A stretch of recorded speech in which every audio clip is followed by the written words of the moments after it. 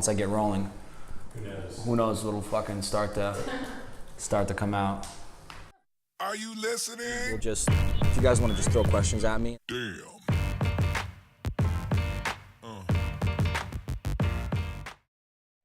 Hey everyone, welcome to Paul Talk. Today I'll be going over prospecting and outreach via LinkedIn and email to gain prospects.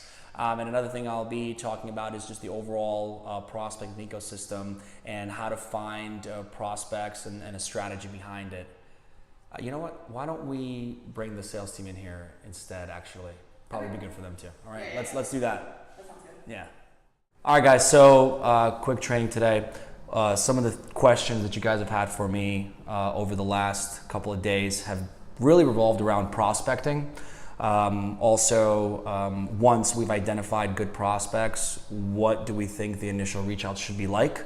And then furthermore, how do we follow up with that prospect? And then once we've hooked them, what happens next? And a lot of that, there's a little bit of a secret sauce there, I think, because most of the time, from my experience, salespeople just kind of do what everybody else is doing. And whenever I go out and I read materials on successful email templates, or I read materials on successful outreach tactics or prospecting tactics, right?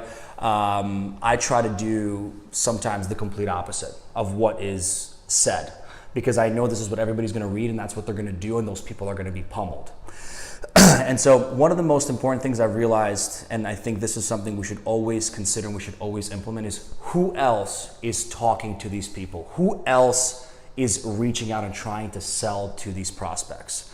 Because if you find a lead from, say, LinkedIn or Glassdoor, chances are a tremendous amount of people are hitting them up.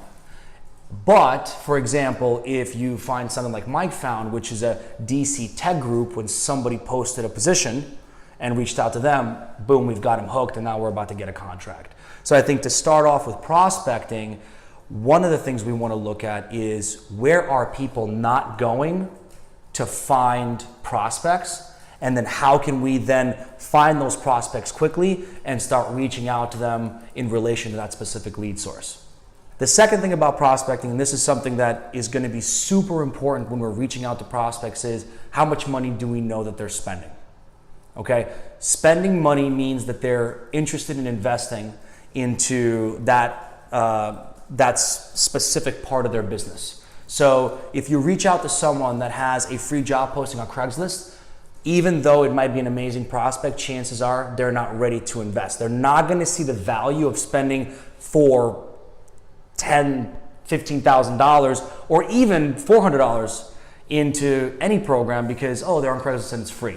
And so the platform that you find that costs the most or that's really relevant to our business is the one that you're going to be able to really see good prospects from. One of the most important things is that we've been getting back is that when you're using a template that's long, it's evident, we've realized, to the client, potential client, right?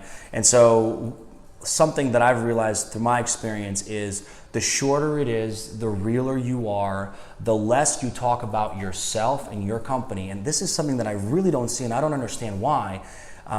Most reach outs are simply people that say, here's what we do, do you want to talk? And they're never really addressing the issue at hand, and they're never really addressing the problem that this person may be experiencing as an industry problem. And I talk a lot about selling the industry problem versus selling your company or your solution, because a lot of people don't realize that if they believe that there is an industry problem that you are solving and they are part of that problem, by buying your service, they're contributing to the solution. So the second line of approach that I think works really, really well is when you reach out to the prospect and you are giving them something for their time, right? And you're being very direct about what you want to give them. So in our case, right, we talk about, hey, looks like you have this amount of open positions. we're looking to send some candidates your way, some matches your way. Who should we send them to? Or want to catch up about this? You know, we've got a candidate pool in this location. Who can I talk to about this? So the less we talk about ourselves and our cadence, and the more we talk about their problem and how we can quickly solve it, and the more we cater to the industry as a problem, the more it'll resonate with the prospective client. And I think as we were doing these trainings and as we've switched up our cadence, we've seen much better results. One final thing I want to talk to you guys about is once you've got them hooked, they're going to have that question. And that question of how are you less expensive, or what's your candidate pool look like, right? Whatever that question is, that's the gold. And that's what outreach is for. Outreach is not to initially schedule the conversation. Most of the time it's not. And this is where most sales teams go wrong, is they try to jump the gun. They think, I'm going to send all this cadence and I'm going to get the hook. I'm going to get the phone call right away. And 99% of the time, as you think about your cadence, think about your email outreach, 99% of the time you don't. What you get is a buying question. You get some level of interest, and then you're like, I've got him hooked. Now I can move to set up a call. And this actually happened to us today, where Greg did the reach out, and the prospect said, well, how is your candidate pool in this location? And then immediately then you're like, okay, now I have the hook, so let's hop on the phone and I can further identify what criteria you're looking for so that I can tailor what our specific candidate pool looks like for your business. Now there's a reason to get on the phone, a lot more than there is just for the initial reach out. And so switch your mindsets, guys. The initial email outreach is not necessarily to always set the demo. It is to evoke a buying question of some kind that then shows that there is interest, and converting that into a product demo.